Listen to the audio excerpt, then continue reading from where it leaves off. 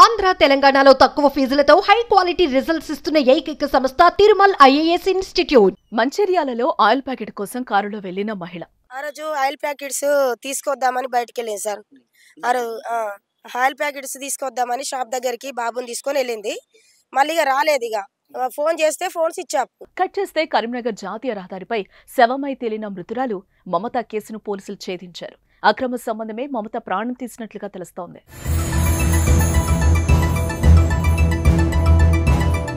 Plan ప్రకారం కారులో ఎక్కించుకుని రాత్రి వరకు తిప్పుతూ కత్తితో పొడిచి నైలాన్ తాడుతో గొంతు బిగించి దారుణంగా హత్య చేసినట్లు పోలీసులు నిర్ధారించారు. గత వారం రోజుల క్రితం కరీంనగర్ జాతీయ రహదారిపై గుర్తు తెలియని ఓ మహిళ మృతదేహాన్ని గుర్తించిన స్థానికులు పోలీసులకు సమాచారం ఇచ్చారు. దీంతో ఘటనా స్థలానికి చేరుకున్న దర్యాప్తుల్లో భాగంగా మృతురాలు మంచిర్యాల జిల్లా బెల్లంపల్లికి చెందిన మమతగా గుర్తించారు.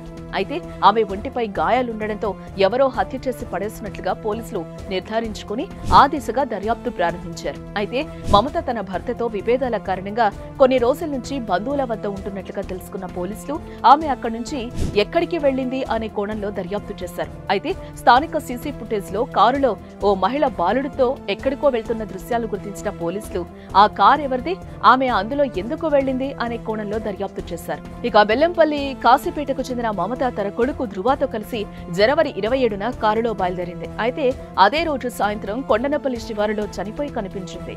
మమత కొడుకు 4 ఏళ్ల ధృవ కనిపించలేదు. హత్యకు సంబంధించి ఎలాంటి ఆధారాలు లభించలేదు. అయితే నిందితులు పరారైన కారు నంబర్ ఆధారంగా పోలీసులు దర్యాప్తు చేపట్టగా చెన్నైలోని ఒక లాడ్జ్ లో ధృవను క్షేమంగా అతడి నానమ్మకు అప్పగించారు. అనంతరం నిందితుల కోసం ప్రత్యేక బృందాలుగా ఏర్పడి పోలీసులు గాలింపు మొదలుపెట్టారు. ఈ క్రమంలోనే తమకు లభించిన ఆధారాలతో మమత మర్డర్ కు వివాహితర సంబంధమే కారణమని నిర్ధారించారు.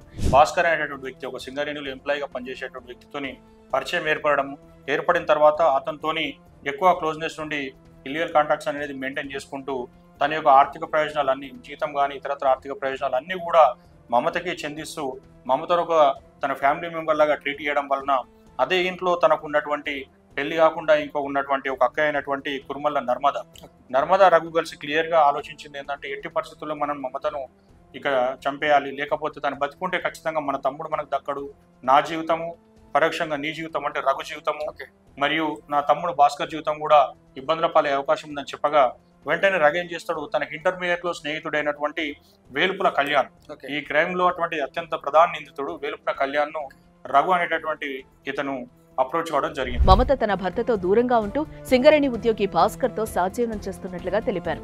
మమతకు అడ్డగోలుగా డబ్బులు ఇవ్వడంతో పాటు ఖర్చు చేస్తున్నాడని భాస్కర్ కుటుంబం మమతపై కోపం పెంచుకుంది. దీంతో భాస్కర్ కుటుంబ సభ్యులే 5 లక్షల సుపారీ ఇచ్చి మమతను చంపించినట్లుగా పోలీసులు వెల్లడించారు. కళ్యాణ్ అనేటటువంటి వ్యక్తి ఇంటర్మీడియట్ లో చదువుకున్న తర్వాత ఈ అవారా తిరగడము, చిన్న బయట సెటిల్మెంట్ చేయడము, ఇల్లీగల్ పనులు చేయడంలో బాగా పేరు తెచ్చుకున్న వ్యక్తి కనబడ్డది అక్కడ. రఘు నర్మద అతన్ని కలవడం జరిగింది. ఈ పథకం ప్రకారం దాదాపు ఒక 1 నెల రోజుల ముందు అతను కలవడం జరిగింది. డిసెంబర్ నెలలో ఆ విధంగా కలిసినప్పుడు అతను ఏం ఓకే అండి నేను తను చంపేస్తాను, నాకు 8 లక్షల రూపాయలు ఇవ్వండి అని చెప్పడం జరిగింది. 8 లక్షల రూపాయల భాగంగా వాళ్ళు 5 లక్షల రూపాయలకు డీల్ మాట్లాడుకున్నారు. సుపారీ కిల్లర్ కళ్యాణ్, భాస్కర్ తండ్రి, భాస్కర్ సోదరి రఘును అరెస్టు చేశారు.